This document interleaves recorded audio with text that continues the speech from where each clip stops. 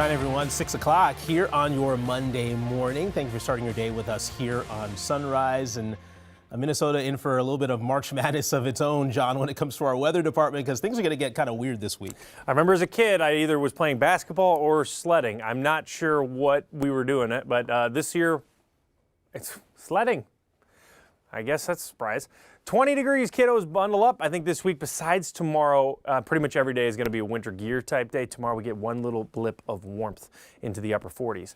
Teens or even below that up in Thief River Falls. So there's some, what I call reinforcing cold air. And that's what you're looking for when you want to set the stage for snow. And we're going to see a lot more cold air this week. 20s this morning, 10 to noon, still in the 20s. So even at noon, we're at 29 with the wind at 10 miles per hour. It's going to feel like 20 degrees at noon. Even the afternoon, it's going to be a cold day today. We'll talk a little bit more in detail. Now, we're at the beginning stages of the chances for snow, but we'll talk more in detail about Thursday and this weekend. 2 opportunities to come. Cece? Good morning. The one thing you need to know as you're headed out the door this morning is that the roads are looking really great wherever you're leaving across the metro this morning or in the Twin Cities. I was tracking a stalled vehicle situation down in Burnsville, but as you can see from this camera, that has since cleared. The one stalled vehicle situation that is still ongoing, though, is over in St. Paul, 35E northbound. It's kind of getting in the way of this entrance ramp, but I'll be keeping my eye on it. It doesn't seem to be causing any slowdowns, but tracking any other crashes and stalled vehicles throughout the morning. Jason. All right, Cece, thank you. Our top story here at 6, with Uber and Lyft set to leave Minneapolis in 6 weeks. House Republicans plan to unveil a new bill in a matter of hours to keep the companies from driving off. Michelle is live at the state capitol breaking down that proposal. Michelle, good morning. Yeah, good morning to you, Jason. Ahead of introducing that bill today, House Republicans say their bill would block local rideshare regulations, allowing Uber and Lyft to continue its operations here. So let's take a look at why this move. Representative Elliot Engen shared this statement. In part, the Minneapolis City Council's ordinance was intended to help drivers, but it will end up doing just the opposite. And we've been following on Sunrise. The ordinance was meant to pay rideshare drivers more. It passed despite the mayor's veto and the threats from Uber and Lyft to leave the market May 1st. In its latest statement, Uber has acknowledged the possibility of statewide legislation, one that would lead to a fair minimum wage for drivers and affordable costs for customers. Twin Cities drivers are hoping for a way out like it has for Seattle and Washington State in recent years. Similar threats there ending with Uber and Lyft cutting deals to increase pay and benefits. But I've heard from drivers in Seattle that things are they're going well. I'm sure that there has been a drop in demand just because of the elevated rates. That's, in my opinion, okay for drivers because you're going to get paid that much more per ride. And coming up in the next half hour, we will talk a little bit more about that pay. The difference is in the numbers that the city and the state have separately come up with. Jason.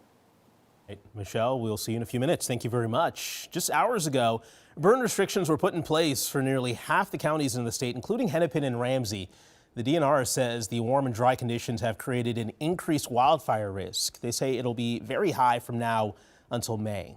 All of this comes after a red flag warning was issued in 41 Minnesota counties over the weekend. It expired a little more than 24 hours ago. The warning included the greater metro for the first time this year. Here's the problem. It's been so dry. We're realizing that we're in this pattern where dry weather is ultimately winning out. It seems like we just can't break through. The DNR says it's unusual for it to be across the entire state so early, and the amount of fires they've responded to is already higher than normal. Possible rain or snow this week could play a key role in wildfire prevention. The latest drought report shows nearly 100% of the state is dealing with abnormal dryness right now due to our lack of snow. Nearly 75% of the state is experiencing moderate drought conditions. That's up from 53% last week. We have some new video from overnight showing the aftermath of a collision between a light rail and a car. This happened a couple of blocks away from US Bank Stadium. You see right here that car being towed away from the scene.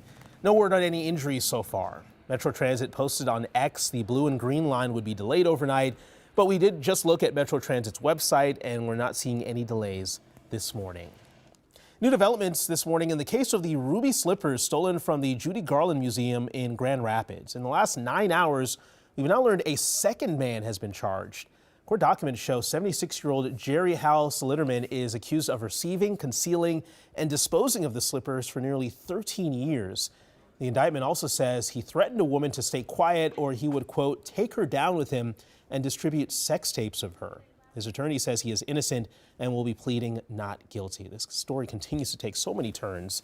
Earlier this year, 76-year-old Terry John Martin pleaded guilty to stealing those slippers.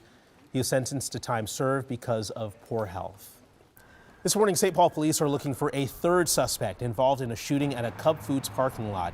It happened yesterday morning in the East Phelan neighborhood. Police say two people were shooting at someone who may have also been firing back. No one was hurt, but police say bullets did hit some cars in that parking lot. A 17 and 19-year-old were taken into custody at a house 2 miles away, where police say they found two guns. This morning, leaders of a local mosque are boosting security measures after shots were fired in their parking lot. Bloomington police say it happened near the Dar al-Farouk Center Saturday night after an alleged fight in a bathroom. Police say no one at the scene was hurt, and whoever pulled the trigger took off. The center says the individuals involved are not known to the community. All right, time now 6:07 as we take you live to the nation's capital, where the clock is ticking once again as Congress faces yet another government shutdown.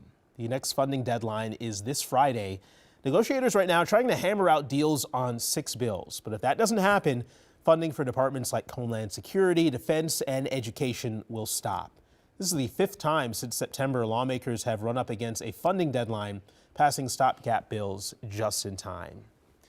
In about 8 hours, Governor Walz and Lieutenant Governor Flanagan will announce this year's supplemental budget proposal. The state's fiscal experts predicted last month a $3.7 billion surplus for the 2-year cycle. Lawmakers are being encouraged to be cautious with spending because the long-term forecast for the surplus could fall to $2.2 billion. In the last 24 hours, the Illinois Fighting Illini punched their ticket to the big dance after winning the men's Big Ten championship. They led by just 1 point at halftime, but were able to pull ahead in the second half and beat Wisconsin 93-87. It's Illinois' 4th Big Ten title and their first one since 2021. Of course, the Big Ten bringing big bucks to downtown Minneapolis after thousands came out to watch both the men's and women's tournaments. New numbers from Meet Minneapolis show visitors occupied nearly 60,000 hotel rooms from March 3rd through the 9th, and hotel occupancy reached nearly 83%, the highest level since October of 2019. Minneapolis is one of the, I'm going to say, best sports cities in America. For us to be able to bring our tournament here, have all the fans here, it's the right place, right time. The success of events such as this one, or a large convention, helps us bring in additional business. Many times we use this as a selling point. Minneapolis has also set a record during that week with nearly 10,000 rooms booked on a single night. It was a great weekend for the Big Ten.